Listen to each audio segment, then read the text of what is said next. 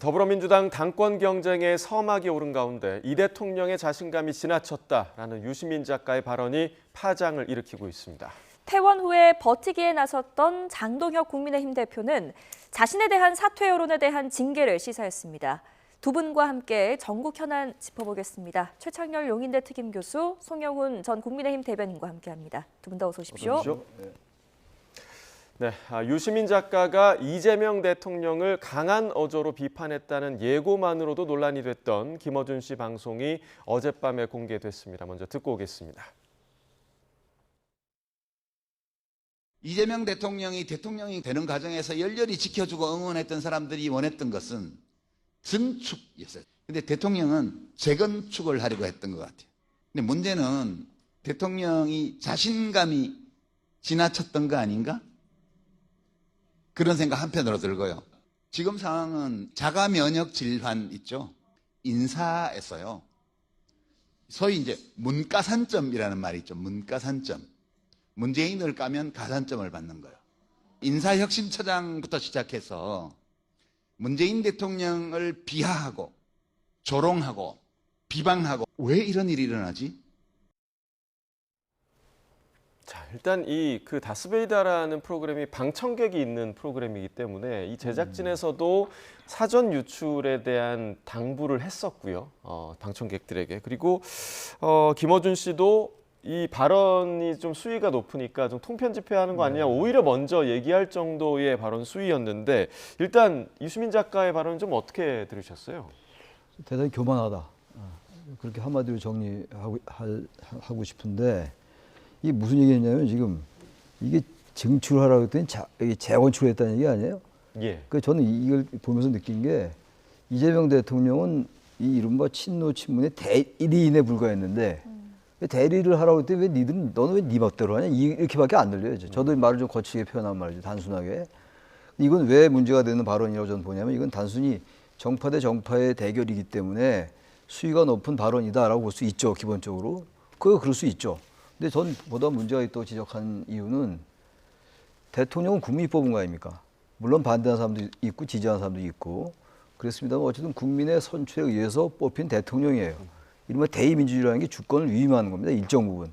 우리 네 명이 다 주권자들이에요. 예. 주권자들인데 우리가 직접 권력을 행사하기 어려우니까 많은 국민들, 시민들이 국회의원이 됐건 대통령이 됐건 선출을 함으로써 그게 대의민주주의예요.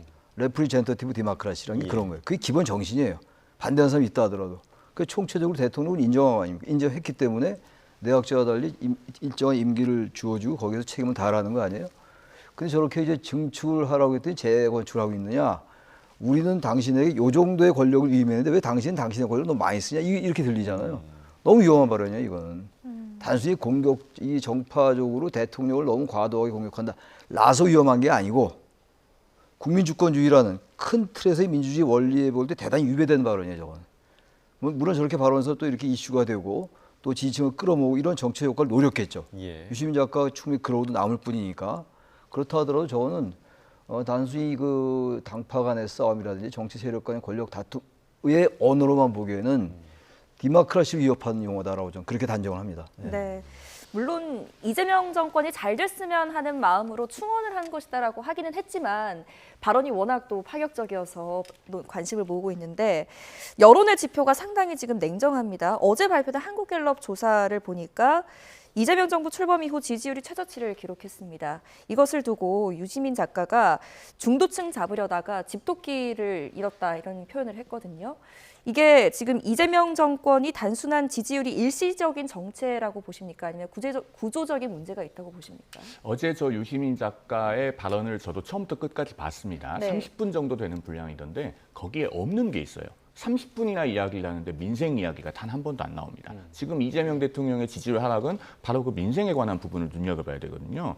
지금 15세부터 29세까지 청년 고용 인구가 지난달에 작년 같은 기간 대비, 그러니까 이재명 정부가 출범하기 직전인 작년 5월 대비해서 25만 5천 명이나 줄었습니다. 이게 2021년 1월 코로나 이후로 5년 4개월 만에 최대 감소폭이거든요. 그리고 지금 20대 청년 실업률이 7.2%라고 합니다만 체감 실업을 반영한 확장 실업률은 16.6%입니다. 6명 중에 1명꼴로 일자리가 없다. 라고 해도 과언이 아니에요. 그다음에 20대 청년 중에 히어스 인구를 집계하는 비율이 있습니다. 이게 2014년에 관련 통계를 집계하기 시작한 이래로 지난달에 최고 비율을 기록했습니다. 그다음에 서울 전세는 어떻습니까? 주간 기준으로는 12년 8개월 만에, 월간 기준으로는 12년 7개월 만에 최고 상승률을 기록했고 서울 아파트 매매 가격은 이재명 정부 들어서 단 한 주도 내린 적이 없습니다. 지금 72주 연속 상승을 해서 문재인 정부 때의 85주 연속 상승 신기록을 깨려고 가고 있는 상황입니다. 네. 그런데 대통령의 지지율이 오르겠습니까? 그러니까 그 내부에서 어떤 이념적인 것, 정파적인 것을 갖고 100번 논쟁해봤자 아무런 의미가 없습니다. 권력 다툼에 매몰되지 말고 민생을 챙기고 정치의 본령으로 돌아와야 된다. 지금 여권에서는 이른바 코어 지지층 논쟁이라고 하는 것이 있지만 정말로 국정과 정치의 코어로 돌아와야 된다. 그 말씀을 저는 드리고 싶습니다. 네, 민생은 없었다라고 비판을 해주셨고요. 지금 유시민 작가의 이야기를 좀 더 해보자면 문가산점, 그러니까 문재인 전 대통령에 대해서 비판을 하면 가산점이 있다, 이런 뜻으로 지금 해석이 되고 있는데 사실 이게 지금 민주당 내 계파 갈등이 계속되고 있는 거 아니겠습니까? 이 부분에 대해서 이른바 친문으로 분류되는 인사들의 반발이 좀 상당할 것 같은데 어떻게 좀 보세요? 이게 지금 이제 여당의 당권 투쟁의 서막이 올랐는데 오르자마자 너무 치열해졌어요. 지금 유시민 작가가 노무현재단에서 이제 이탈하면서 대체로 그때 이제 분석이 이른바 이제 당청 갈등 그리고 명청 대전이라고 말도 합니다만 예. 명청 대전이라는 말이 정말 이제는 이게 야당이 만들어 놓은 프레임이라고만 주장하기 어렵게 됐어요. 정말로 이제는. 근데 지금 너무 빨리 지금 이 가열되는 것 같은데 유시민 작가는 아마 이제 작심하고 도발을 한 거라고 좀 봐요. 대단히 논쟁적인 얘기들이에요. 제가 말씀드린 것도 대단히 논쟁적인 거 아니에요? 민주주의가 어떻다 이런 얘기들, 예. 국민주권이다 이런 거.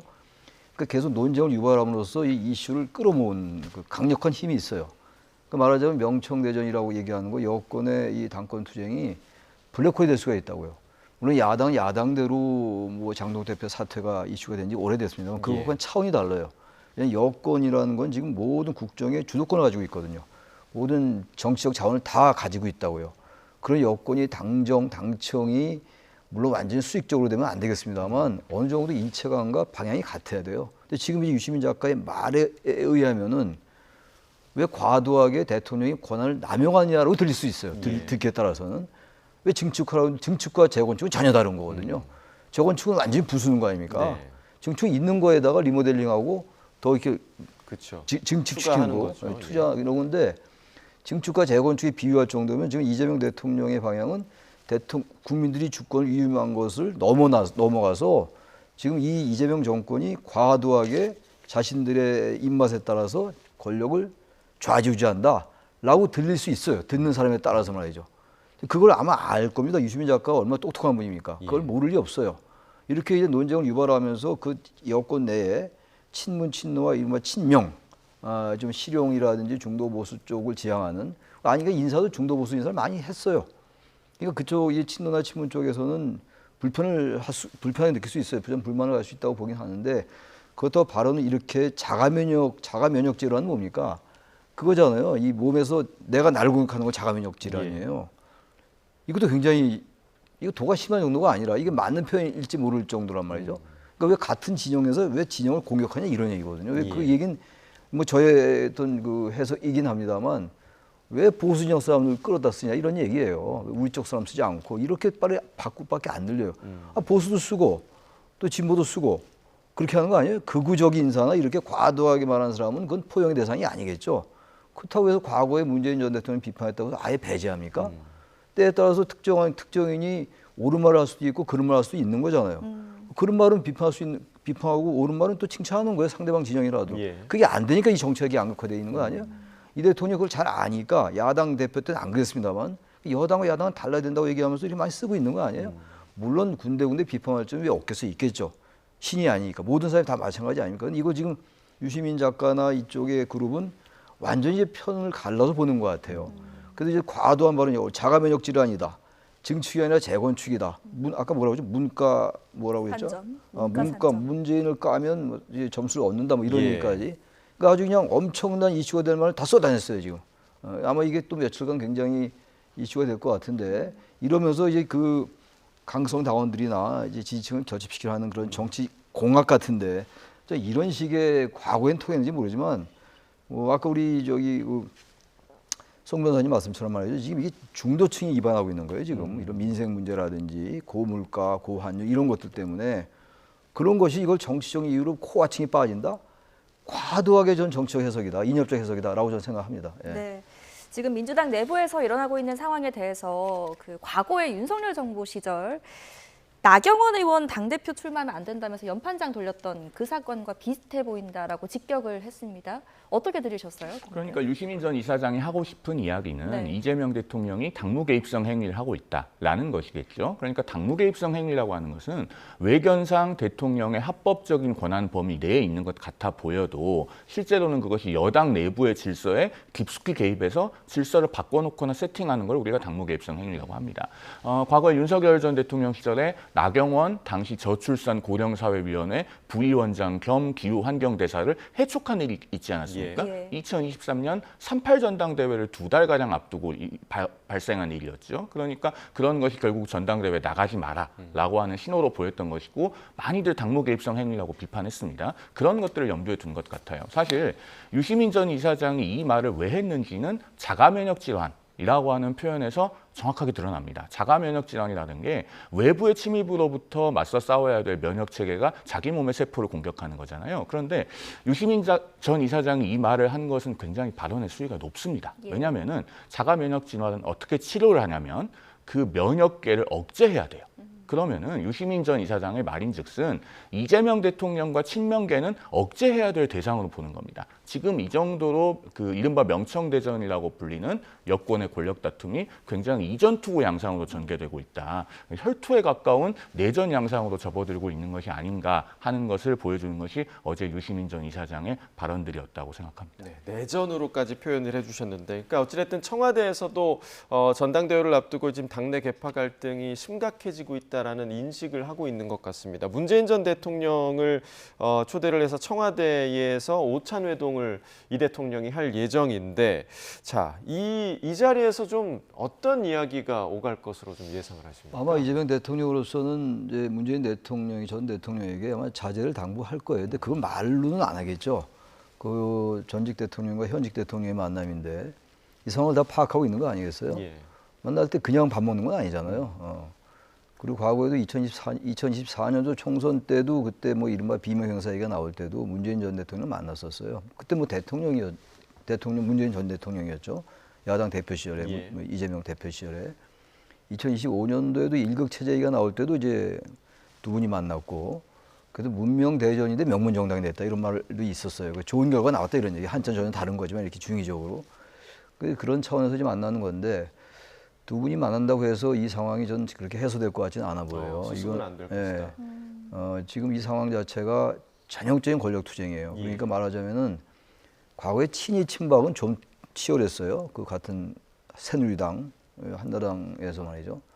근데 전 그 정도의 너무치 적지 않다. 그 정도의 수위에 못 미치지 않는다 생각을 해요. 그러니까 이 갈등이라는 게 여권 내 갈등이 대단히 치열하긴 해요.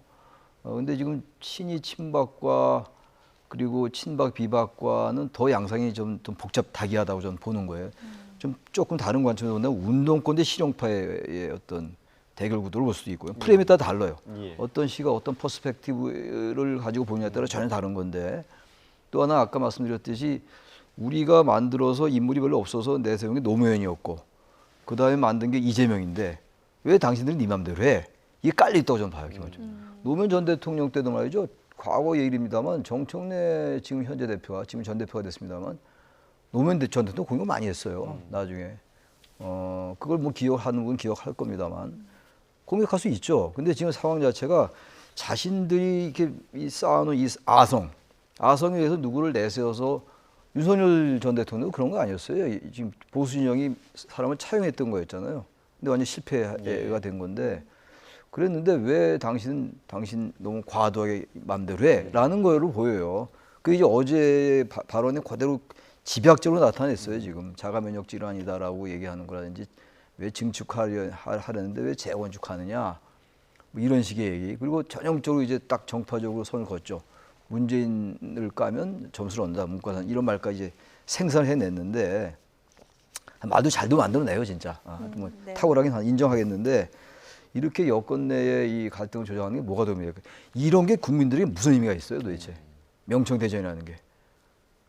전 정말로 이런 나름의 권력 투쟁이라는 게 뭐 정치의 어떤 그 불가피하니까 이해한다 하더라도 적당히 해야죠. 이렇게까지 대통령 공격하고 과연 이게 지지를 받을 수 있을까? 뭐 이렇게 해서 강성당원들의 지지를 받을 수 있을지 모르겠는데 이재명 대통령의 지지율이 떨어진다고 해서 이렇게 잘못한 건 없잖아요 지금.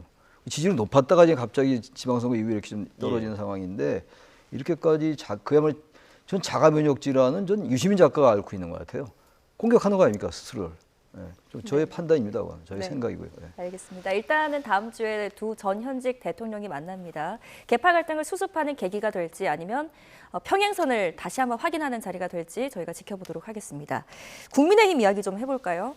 지금 퇴원하고 나서 버티기에 돌입했던 국민의힘 장동혁 당대표, 어제는 2번 연속 보수 유튜브 방송에 출연해서 자신에 대한 사퇴 요구를 하는 목소리를 5일장 약장수에 비유했습니다. 징계 카드도 다시 꺼내둘 것을 시사했는데요. 직접 들어보시죠. 5일 장마다 오는 그냥 약장수처럼 당대표의 사퇴를 요구하고 있습니다. 네. 대표의 생각이 우리 몇몇 의원들의 생각과 다르니까 해당 행위다 라고 주장하는 것 자체가 해당 행위라고 생각합니다. 그 징계 요청들에 대해서 답을 할 때가 됐다. 당 밖의 후보를 도운 인사들에 대한 징계 조치를 할 건지 단호한 조치가 필요하다고 생각하고요. 김용태, 김재섭, 우재준 청년 정치인들이 적과 싸워야 할 때는 뒤에 숨어 있다가 당내에서 지도부를 공격할 때는 맨 먼저 나와서 가장 목소리를 높입니다. 예, 저도 그 징계 명단에 지금 들어 있습니다. 한동훈 전 대표 그 해피마켓 대구에서 할 때 구경하러 갔었거든요. 한동훈 대표하고 옷깃만 스쳐도 징계감이기 때문에. 약장수에 비유했습니다. 이 표현도 굉장히 거센 표현처럼 들리는데 일단은 표면적으로는 기강이 해이해졌으니까 이걸 좀 바로잡기 위해서이다라고 하겠지만 실상은 숙청에 나선 것이 아니냐라는 분석이 나옵니다. 어떻게 보십니까?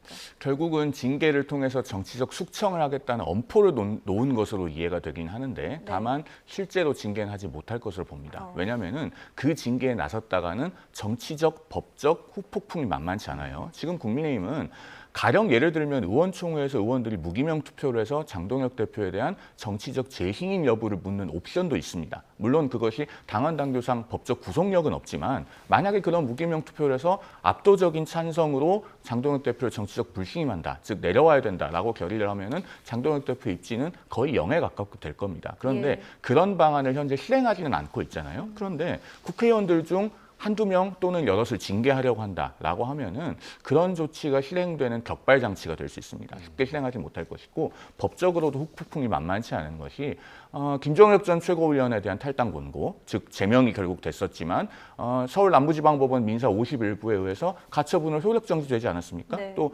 배현진 서울시당 위원장에 대해서도 당원권 정지 1년 했지만 효력 정지됐어요. 그런 일들이 똑같이 반복될 수 있습니다. 올 봄에 있었던 재판부가 그대로 있어요. 그러니까 장동혁 대표가 엄포는 놓지만 실상 그런 것을 실행할 수는 없는 이른바 나토 대표가 될 거라고 봅니다. 노 액션 토킹 오니의 줄임말입니다. 과거 노무현 정부가 이런 나토 정부라고 하는 그 호칭을 얻기도 했는데 그런 것이 될 것이고, 제가 장동혁 대표의 얘기에 대해 짧게만 좀 덧붙이면 일단 4년마다 한 번 있는 전국 동시 지방선거를 5일장에 비교할 수는 없다고 생각합니다. 그리고 그런 전국 단위 선거에서 패배를 했으면 누군가는 결과에 대해서 책임을 져야죠. 아무도 책임을 지지 않고 있잖아요. 그다음에 약장수에 비유를 했는데 국민의힘 내부에는 약장수 같은 행태를 보이고 있는 분들이 없는가, 여기에 대한 진지한 성찰이 필요하다고 생각합니다. 약장수는 뭘 팝니까? 만병통치약을 팔죠. 그런데 어느 한두 가지 증상에 잘 듣는 약은 있을 수 있어도 만병통치약이라고 하는 건 있지가 않아요.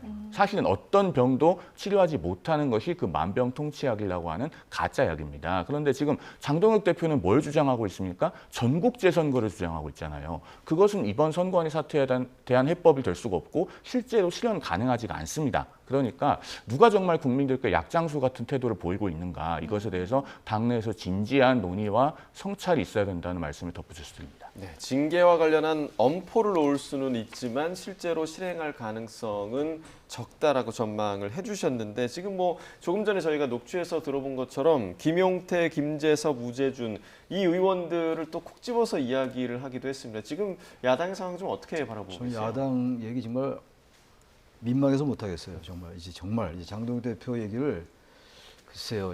이렇게 지금 한국 정당사 다 보지는 않았는데 민주화 이전은 뭐 거론할 이 계좌가 전혀 아닌 것이고 87년도 이후에 87년 이후에 절차적 민주주의가 확립되고 난 다음에 이러한 당 대표를 잘 기억이 안 나요.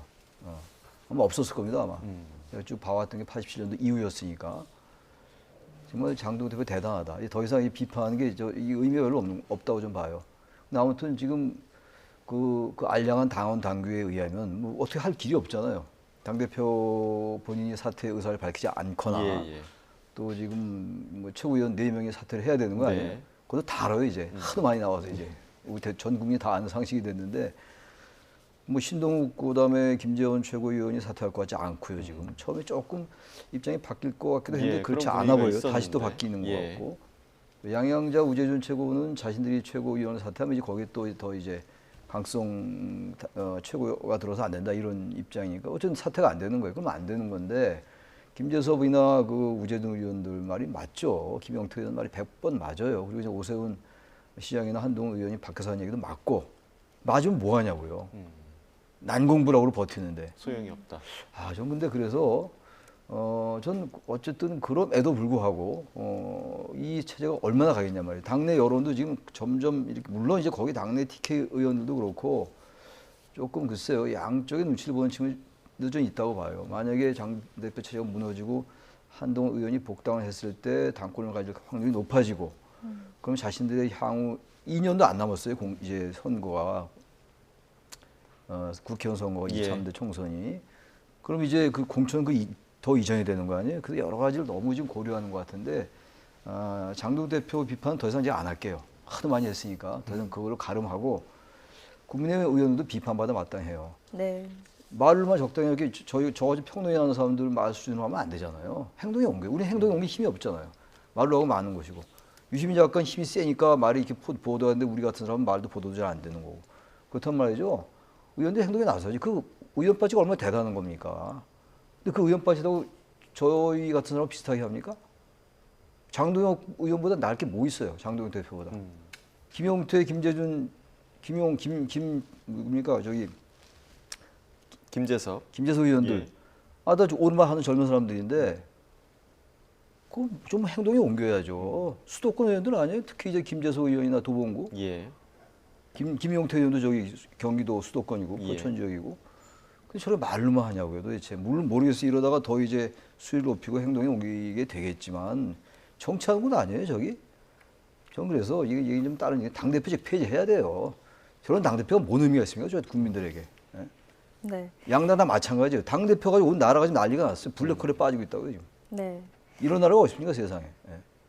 실명이 거론되자마자 당사자들도 즉각 반발하고 나섰습니다. 특히 김재섭 의원은 서울시장 선거 때 전면에서도 나섰던 의원이라서 만약에 앞서서 그 실제 징계는 현실화가 어렵다라고 말씀을 하셨으니까 그래도 이렇게 장동혁 대표가 압박을 계속한다면 김재섭 의원 뒤편에 서 있는 오세훈계 그리고 한동훈계 친한동훈계 의원들에 대한 어떤 압박이 계속된다면 실제 이 거물급들이 전면에 나설 가능성은 어떻게 보십니까? 당연히 의견을 내고 입장을 밝히게 되겠죠. 네. 사실 장동혁 대표가 이 실명을 거론한 대상들, 저는 장동혁 대표의 그 말이 상당히 비겁하다는 말씀을 드리고 싶어요. 왜냐면은, 자, 김용태 의원, 김재섭 의원, 우재준 의원, 공통점이 뭐냐면 30대 초선 의원들입니다. 김용태 의원 1990년생, 김재섭 의원 1987년생, 우재준 의원 1988년생. 그런데 장동혁 대표의 사퇴를 이런 분들만 이야기하고 있나요?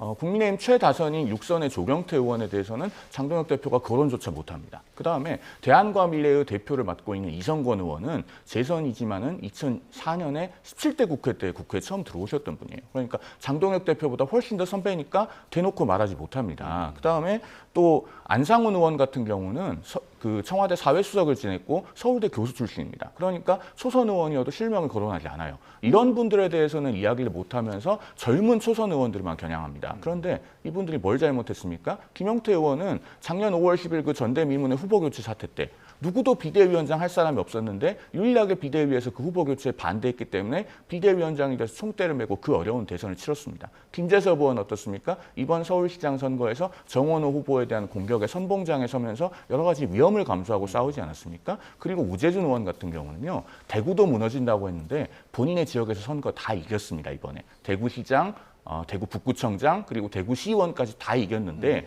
그래도 우리가 전국 단위 선거를 졌으면 책임져야 되지 않느냐라고 하면서 우리 다 같이 물러나자라고 하는 겁니다. 그러면 이 세 의원들이 뭘 잘못했죠? 이들에게 만약에 정말로 징계가 가시화된다면 김재섭 의원과 가깝다고 평가받는 오세훈 시장, 또 우재준 의원과 가깝다고 알려져 있는 한동훈 무소속 의원 이런 분들이 모두 다 입장을 밝히게 되고 나아가서 당내 중립지대에 있는 의원들도 상당수 반장동혁계로 돌아서게 될 것이다라는 전망을 해보게 됩니다. 네, 다음 주에 그 의원총회 예정돼 있다고 하더라고요. 그래서 지금 정점식 원내대표가 이 의원총회를 어떻게 이끌지 또 이 자리에서 또 어떤 목소리들이 나올지 어떻게 좀 예상할 수 있을까요? 저는 일관되게 지금 논평을 해오기를 의원총회에서 무기명 투표를 통해서 원내의 총리를 확인하는 과정이 필요하고 그런 것들을 통해서 이 장동혁 대표의 거취 문제를 조속히 정리해야 된다고 말씀을 드리고 있습니다만 정점식 원내대표 의중은 다소 다른 것 같기는 해요. 그러니까 장동혁 대표 체제가 이대로 계속 가도 된다고 생각하는 건 아닌 것 같습니다. 한 방송 인터뷰에서 내년 2월까지 가기야 하겠느냐 뭐 이런 언급도 하지 않았습니까? 그러니까 아마 정점식 대표가 생각하고 있는 것은 질서 있는 조기 퇴진일 가능성이 높아요. 그러니까 선수별로 의원들을 만나면서 의견을 수렴한 다음에 가령 예를 들면 장동혁 대표가 1대1로 독대를 해서 내가 파악해보니 의원들의 여론이 이렇다. 그러니까 이쯤 했으면 물러나는 것이 어떻겠냐. 그리고 축구로 비유하자면 이런 겁니다. 축구 감독이 성적이 부진해서 경질을 할 때도 그 클럽팀이 공지문은 보통 이렇게 내죠. 아무개 감독이 그동안 우리 구단에 보여준 노고와 헌신에 감사합니다. 그리고 앞으로의 장도의 행운을 기원합니다. 뭐 이런 식으로 좀 면을 세워주는데 아마 그런 형식의 퇴진을 의도하고 있지 않을까 하고 전망해 보는데 문제는 현재 장동혁 대표의 태도는 보시다시피 요지부동입니다. 그러면은 최고위원들을 움직이거나 해서 어떤 정치적인 방법으로 이 문제를 해결하는 방법을 매우 구체적으로 모색할 때가 됐다라는 말씀을 드려봅니다. 네. 장동혁 대표 거취에 대한 민심, 당심은 어떻게 향하고 있을까요? 어제 나온 여론조사를 보니까 장 대표 사퇴해야 된다는 여론이 대표직을 유지해야 한다는 의견보다 20%포인트나 더 높습니다. 그런데 다만 국민의힘 지지층만 놓고 보면 또 유지 의견이 높은 것으로 나왔어요. 민심의 향배 어떻게 향하고 있다고 보십니까? 그러니까 이제 그 여당도 그렇고 야당도 그렇고 이 민심과 당심에서 이제 코어, 이른바 코어, 아까 얘기 나왔던 코어 그 지지층들의 생각이 많이 달라요. 보니까. 네. 보수 쪽도 그렇고 이 진보 쪽도 그렇고 특히 이제 이 지금 부정선거 얘기하고 있는 사람들 그 사람들이 가장 핵심적인 장동혁 전 지지층들이라고 봐요. 모든 이들이 다 그렇지는 않겠습니다만 아마 장동혁 대표나 이런 사람들은 이제 그런 사람들을 믿고 가는 거예요. 가고 그러니까 어쨌든 각선 당원들이 버텨준다. 게다가 극우 유튜버가 또 떡하니 버텨주잖아요. 그런 걸 믿고 가는 것 같은데 지금 이제 중진들도 점점 의견이 바뀌고 있고 지금 그런 여론조사 나온다 하더라도 말이죠. 그래서 저는 이게 한계가 있을 거예요, 아마. 당원 투표 같은 거를 글쎄 실시할지 모르겠는데 아마 그 장동 대표가 안 할 거예요. 말은 이렇게 합니다만. 그거 잘못했다가 정말 당원 투표 반대로 하면 어떡하겠어요. 그래서 그건 안 할 것 같고. 의원총회 한다고 합니다만 의원총회에서도 아마 이런 식의 행태가 되풀이 되겠죠. 뭐 나가라, 뭐 아니다, 뭐 이런 얘기 나오고 이제 갑론을박하고 그냥 말 거예요, 아마. 행동은 나타나지는 않을 것 같고. 그래서 아무튼 그러나 여론이 점점 비등하게 가면 말이죠. 이 세상 일이라는 게 이치가 있어요. 때가 되면 무르익어서 터집니다. 그래서 아무리 당원 당규에 의해서 버틸 수 있다 하더라도 그리고 지금 여전히 그 올림픽공원인가요? 그 앞에서 부정선거 외친 사람들이 있다 하더라도 그 재선거 이제 그 이슈를 가지고 끌고 가려 하겠습니다만 동력을 삼아서 끌고 가려 하지만 한계가 있지 않겠어요? 이거 가지고 어떻게 선거를 치르겠어요? 그리고 특히 이제 이번 지방선거의 경우야 자신들 직접 선거 아니었잖아요. 근데 이거 총선은 자신들 선거 아니에요? 국회의원들이. 그러니까 모르죠. 영남권이나 그쪽은 차라리 장동혁 대표가 있는 게 낫겠다는 판단할 수 있을지 모르지만 수도권이나 딴 데 있는 원내외도 있지 않습니까? 좀 그래서 지금 목소리가 점점 이렇게 임계점을 향해서 이미 임계점은 넘었는데 저도 제도적 관점에서 임계점은 아직은 가지 않은 것 같아요.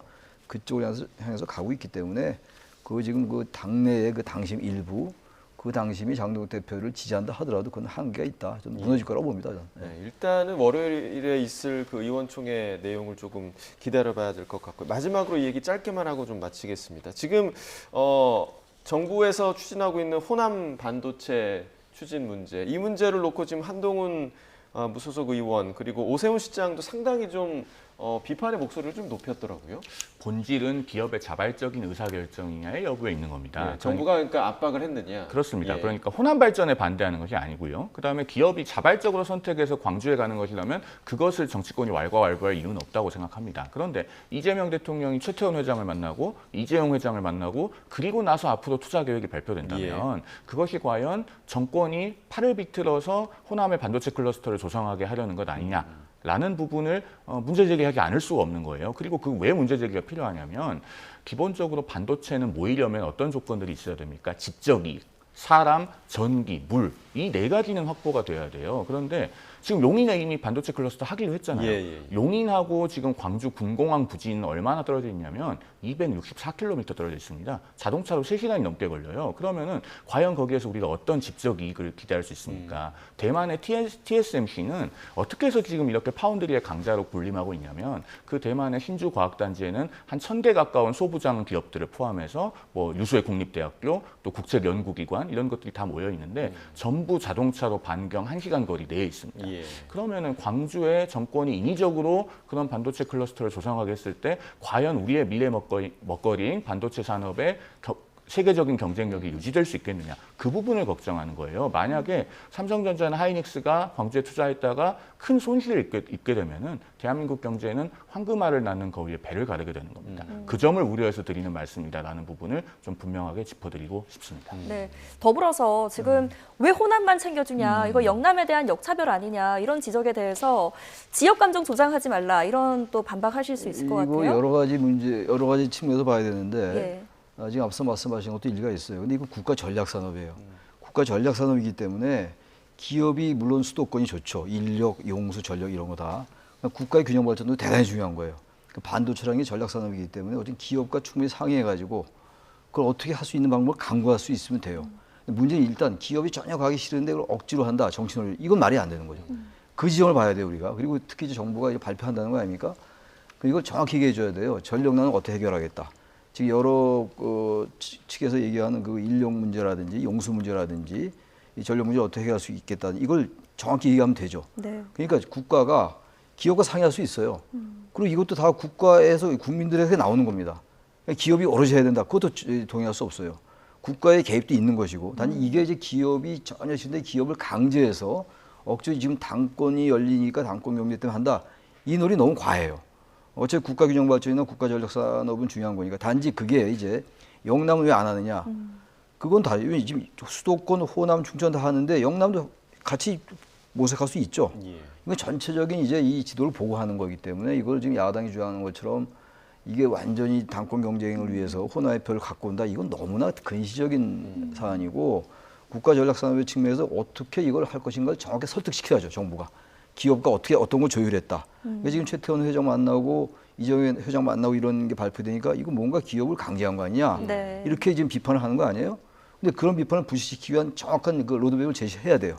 이렇게 하려 하는 것이고 그래서 아니, 발전시켜 언제까지 수도권만 계속합니까? 대한민국 그냥 5천만 대 여기 살아요 그냥? 그거 안 되잖아요. 단지 그런 것들을 다 정권에서 정부 입장에서 정확하게 제시할 수 있어야 된다. 그 말씀드립니다. 네, 말씀하신 그 로드맵이 다음 주 월요일 29일 국민보고회에서 발표될 예정인데 어떤 내용인지 좀 면밀하게 살펴봐야 할 것 같습니다. 최창렬 용인대 특임교수, 송영훈 전 국민의힘 대변인과 이야기 나눠봤습니다. 두 분 말씀 고맙습니다. 네.